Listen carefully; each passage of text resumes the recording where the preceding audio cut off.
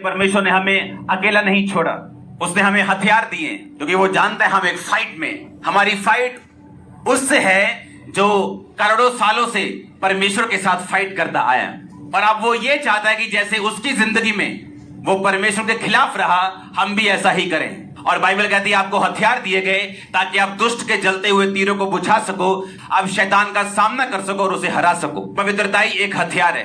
और जब एनिमी शैतान आपकी पवित्रताई के ऊपर अटैक करता है, वो आपकी पवित्रताई पे अटैक नहीं कर रहा, वो आपके हथियारों को खत्म करने की कोशिश कर रहा है, क्योंकि वो जानते हैं कि बिना हथियारों के आप किसी भी काम के नहीं। परमेश्वर ने एक खास मकसद के लिए आपको चुना, जब आप पैदा भी नहीं हुए थे उसका आपके लिए था, और उस पर्पस को, उस मकसद को उसने आप पे जाहिर किया और आपको परमेश्वर में लेके आया। अब उस मकसद को पूरा करने के लिए आपको कोऑपरेशन करनी होगी, परमेश्वर के साथ सहायता करनी होगी कि उस मकसद को वो आपकी लाइफ पे स्टैब्लिश कर सके और पूरा कर सके। और उस हथियारों को परमेश्वर आपको देगा कि इस धरती पे रहते हुए आप उन हथियारों का इस्तेमाल करें और उस मकसद को पूरा कर सकें जो परमेश्वर ने आपके लिए रखा हुआ। और पहला हथियार जो मैंने आपको बताया था वो क्या है? पवित्रताई। जब इस पे अटैक होता है तो वो पवित्रताई पे अटैक नहीं, वो आपकी डेस्टिनी पे, आपकी बुलाहट पे अटैक है, सिर्फ पवित्रताई के ऊपर नहीं। और जब शैतान इस पे कब्जा कर लेता है, कुंवारे हैं तो इधर उधर मुंह मारते हैं, आपकी पवित्रताई फिनिश हो चुकी है। अब शैतान को मालूम है नाम का क्रिश्चियन है, मैं इसके साथ कुछ भी कर सकता हूं, इसको कहीं भी मोड़ सकता हूं। एक बात को आपने लिखना है अभी और अपने घरों में टांगना है।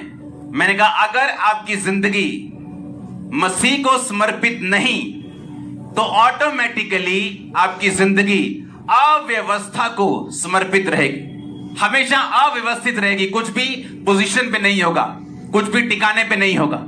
आपको यह महसूस होगा कि आप अपनी लाइफ के हर हिस्से के ऊपर संघर्ष कर रहे हैं अगर आपकी लाइफ परमेश्वर को समर्पित नहीं है तो। और अगर शैतान आपकी होलीनेस पे अटैक कर रहा है तो वो आपकी उस डेस्टिनी पे, खुदा के उस टारगेट पे जहां वो आपको लेके जाना चाहता है, आपके बच्चों समेत, वो उस पे अटैक कर रहे हैं। वो 2 मिनट का मजा अनंत काल की सजा को लेके आता है, वो हमें मालूम नहीं, क्योंकि शैतान यही चाहता है कि जो उसने गलती की वो सेम गलती आपसे करवाए और आपको अपनी ओर शामिल करे, जैसे उसने 1/3 स्वर्गदूतों को अपनी ओर शामिल किया।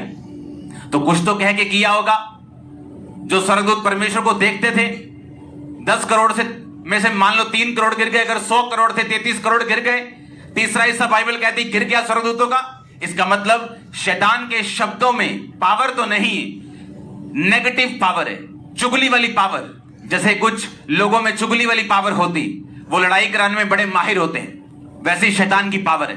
अब सेकंड हथियार जिसकी मैं आज बात आपसे करूंगा वो आपके लिए बहुत ही जरूरी है। वो सेकंड हथियार है आप लोगों के लिए ड्राई फास्टिंग, सूखा रोजा रखना।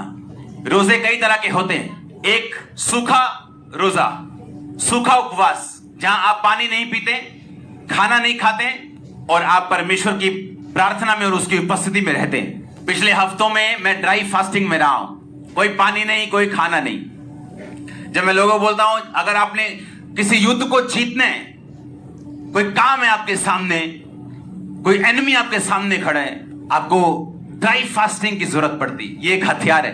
अगर आज मैं लोगों को बोलूं ड्राई फास्टिंग करनी है, बोले रहने दो यार, कौन नींबू पानी पिएगा रोज, उसके बाद पेट की गड़बड़ कौन सेट करेगा, केड़ा नींबू पानी पींदा रहेगा दिन साडे को नहीं हुंदी जी सुक्की फास्टिंग। ड्राई फास्टिंग एक हथियार है आप लोगों के लिए। उपवास का मतलब है अपने मन को फिराना। जब एस्थर ने इसका स्पिरिचुअल रीजन देखा कि मेरे लोगों को जो ये सजा मिली है, इसका रीजन सिन है, इसका रीजन पाप है। जब नेहेमिया को मालूम हुआ कि शहरपना टूटी है, फाटक जले हैं, उसने लिखा उपवास किया और पापों से मन फिराया। अब ड्राई फास्टिंग अगर कोई नहीं कर सकता, वो पानी वाली फास्टिंग कर सकता है। डैनियल ने फास्ट किए, ना तो पानी वाले ना खाने वाले। उसने फास्ट किए कि कोई भी स्वादिष्ट वस्तु उसने नहीं खाई 21 दिन, अच्छा खाना नहीं खाया, अपने आप को संसार से दूर रखा। ये डैनियल की फास्टिंग थी। एस्थर की फास्टिंग थी, 3 दिन रात पानी नहीं पिया ये, और परमेश्वर ने उसे छुड़ाया। मूसा ने 40 दिन 40 रात कुछ नहीं खाया और पिया, परमेश्वर यीशु मसीह ने 40 रोजे रखे। रोजे, उपवास, फास्ट एक हथियार है आप लोगों के लिए। लेकिन अगर आप मन फिराए हुए नहीं हैं तो फिर ये आपके किसी काम के नहीं। और अगर आपने मन फिराया हुआ है और आप परमेश्वर के साथ एक मन खड़े हैं, ये आपके बड़े काम के हैं। ये आपको विक्ट्री देंगे, जीत देंगे, बड़ी चीजों को, नियमों को बदल देंगे आप लोगों के लिए। राजा के पास कोई जा नहीं सकता उसकी मर्जी के बिना। रानी कहती मैं उपवास रखूंगी और नियम के विरुद्ध जाऊंगी। नियम के विरुद्ध शैतान ने नियम बना के रखे आपकी फैमिली में कि कोई फौरन नहीं जा सकता, कोई एक लेवल के आगे नहीं बढ़ सकता, किसी की मैरिज में खुशहाली नहीं आ सकती। उसने नियम बना के रखे। अगर आप नियम के विरुद्ध तोड़ना चाहते हैं उसे, आपको फास्टिंग की जरूरत है। ये मुश्किल तो है, क्योंकि मैं जानता हूं, मैंने लाइफ में ट्राई फास्टिंग की है, दूसरी फास्टिंग की है। मुश्किल तो है पर इम्पॉसिबल नहीं। अगर परमेश्वर आपके साथ हो, वो आपको विक्ट्री के साथ खड़ा करेगा, आपको लेके आएगा। क्रिश्चियनिटी में बेचारों के लिए कोई जगह नहीं। आपका एनिमी, आपका दुश्मन शैतान आपके आंसुओं से प्रभावित नहीं होता, वो टूटता नहीं, वो खुश होता है। पवित्र टाइम में आके ऐसी फास्टिंग, ऐसी प्रार्थनाएं करो कि शैतान की हड्डियां टूट जाए। और ये आपके लिए एक वेपन है, एक हथियार है, फास्टिंग प्रेयर। कोई ड्राई फास्टिंग 1 दिन की रखता है, कोई 2 दिन, कोई 3 दिन। फास्टिंग प्रेयर ये उस चीज को भी झुका देगा जो झुक नहीं रही, उस चीज को भी खत्म कर देगा जो खत्म नहीं हो रही। जो आपको कठिन लगती हैं चीजें, मुश्किल लगती है लाइफ, कुछ लाइफ के हिस्से, कुछ लाइफ के पहलू, कुछ मसले, ये फास्टिंग उन्हें चेंज कर देगी। परमेश्वर ने कहा अपने मन को फाड़ कर फास्टिंग के साथ, रोते पीते उपवास के साथ मेरे पास आओ। वो निनवे का राजा जो पाप से भरा हुआ था, नबी की बात को सुन के उसने ढिंडोरा पिटवाया। कोई बंदा, कोई गाय भी पानी नहीं पिए, तुम्हारा दूध पीता बच्चा भी कुछ नहीं खाए पिएगा 3 दिन। और लिखा मन फाड़ के, टाट ओढ़ के उपवास किया, और परमेश्वर ने उन लाखों लोगों को छोड़ दिया जिन्हें वो नाश करने वाला था। बाइबल कहती वो अनुग्रहकारी, विलंब से क्रोध करने वाला, वो ऐसा परमेश्वर है जो चाहता है अपने लोगों पे दया करना। लेकिन दया लेनी कैसे, ये मैं आज आपको बता रहा हूं। फास्टिंग पाप के असर को खत्म कर देगी, व्यभिचार को खत्म कर तोड़ देगी, उसे चोरी को तोड़ देगी। इस बात को घरों में लिखना जरूर है। क्या लिखना है? अगर आपकी लाइफ किसको समर्पित नहीं, परमेश्वर को, तो वो किसको समर्पित होगी? फिर अव्यवस्था को। सब चीजें अस्त व्यस्त होंगी और आप विश करते रह जाएंगे, विश, काश।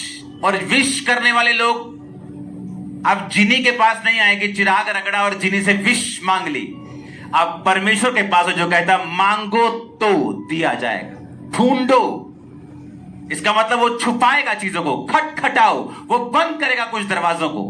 आसान नहीं रखेगा आप लोगों के लिए कि आप आलसी ना हो और आपको लड़ना और मांगना और लेना आ जाए।